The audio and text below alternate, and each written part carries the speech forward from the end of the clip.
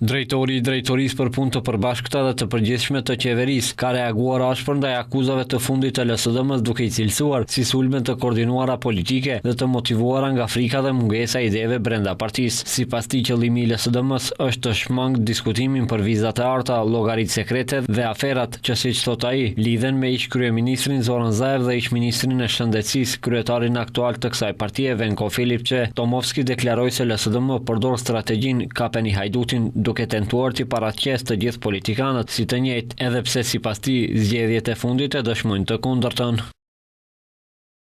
Nga kjo parti prej dyrit të shpërsërisin, nuk e kërkojmë falje kriminalëve, të jemi sinqert, duke i ditur se nga vjen e gjithë kjo, nga frika dhe frustrimi këtyre politikanëve të tastierës, as që prisja falje, sepse për ta bërë këtë, nevojitet fytyrë, guxim dhe dinjitet moral, diçka që prej kohësh është dëshmuar se nuk e ka as Zaev, as nxënësi i tij më i mirë dhe me zakonet më të këqija, Venko Filipçe.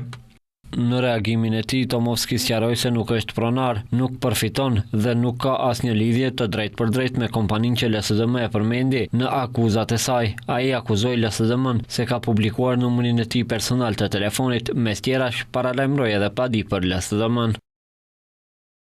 Në të njëjtin numër ata mund të më telefononin dhe të kërkonin falje, por zgjodhen që të shkojmë në rrugë gjyqësore, prandaj edhe një herë përsëris. Do të përgjigjen dhe do të pasoj padi. Punë të madhe ka kryer ekipi antikorrupsioni i LSDM-s.